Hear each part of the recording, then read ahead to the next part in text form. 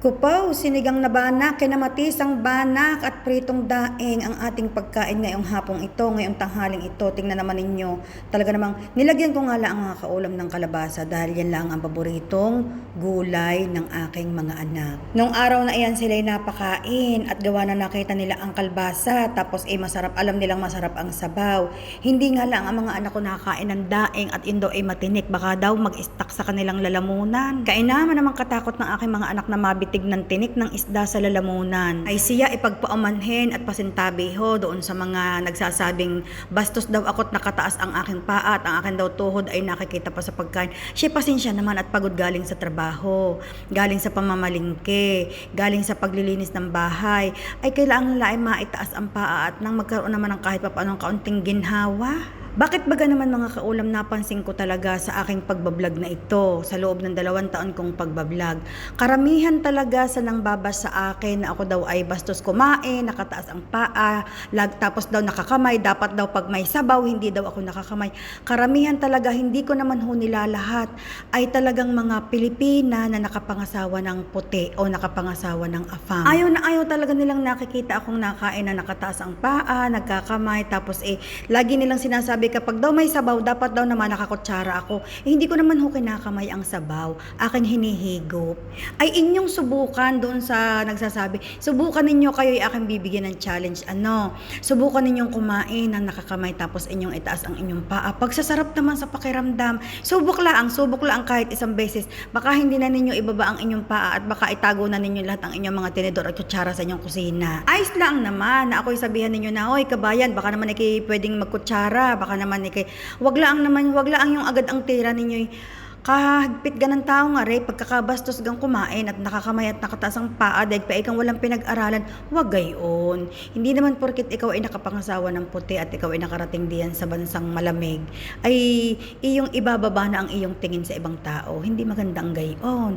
Wag, dahil ikaw na may nanggaling din sa Pilipinas at sinisigurado ko sa iyo 100%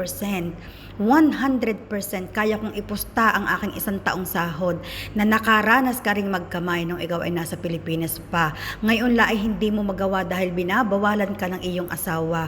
Dahil pakiramdam ng iyong asawa galing ka kung saan, na hindi mo matanggap sa iyong sarili na ikaw ay nasa ibang bansa na tapos ikaw ay magkakamay. Gayon na tumaas ang iyong pagkakilala sa iyong sarili. Ayos lang naman, tumaas-taasan mo ang tingin sa sarili mo. Gayon talaga, nakarating ka na sa ibang bansa.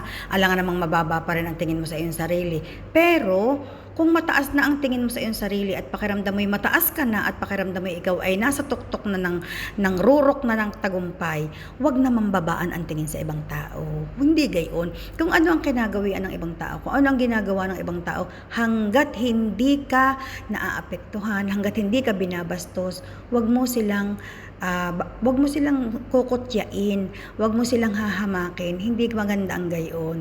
Dahil kawaawa naman yung mga naiwan mo sa Pilipinas. Ano na lamang pala ang tingin mo sa kanila na sila ay nagkakamay, lalo na sa iyong mga kahanggan, sa iyong pamilya. Anong tingin mo sa kanila? Mababang uri na ng tao. Alam nga ninyo dito sa Dubai mga kaulam, dito lahat ng lahi nagkakamay pagkain ng pagkain. Ay, yung mga puti parang hindi yata. Dito, mga Indian, ang sarap talaga nilang kumain, nakakamay sila. Kultura nila yon. Sri Lankan, gayon din. Pakistan, gayon din. Lalo na ang Arabic, gayon din. Walang sinisino, mapahari, mapapresidente ng bansa nila, mapamayayaman, nakakamay sila dahil kultura nila iyon. Walang nagsasaway dito. Wala dito nagsasabing bastos dahil nirerespeto dito ang bawat kultura ng bawat lahi. Sa atin naman, kapwa na Pilipino, siya pang magbabagsak sa iyo, siya pang hihilang pababa. Kapwa na Pilipino, porket nakapangasawa lamang ng ibang lahi, ang pakiramdam na sila na ang pinakamayaman sa buong mundo, sila na ang pinaka-edukado, sila na ang pinaka-prominente, sila na ang pinakamagaling, mababa na ang tingin nila sa ibang tao. Diyos ko, hindi ko naman sinasabing ako inyong gayanin, hindi ko naman sinasabing gawin ninyo ang aking ginagawa. Bastang importante, masaya ako sa ginagawa ko. Hindi ko kayo inaabala, hindi ko kayo binabastos, hindi ko kayo inaapektuhan. Ngayon kung aayaw ninyo sa ginagawa ko, simple lang ang mga kaulam.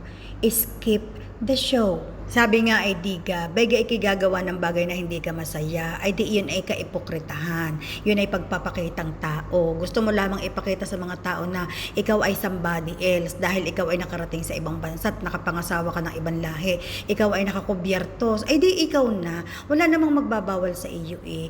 Ikaw na, wala namang magsasaway sa iyo na magkubyertos. Ginto-ginto pa nga ang mga kutsara at tinidor. Kaya lamang, wag mo namang babaan ang tingin sa ibang tao. Paulit-ulit nga ako eh. Hayaan mo lang sila kung saan sila masaya. Total naman ay hindi man nahingi sa iyong pambiling bigas.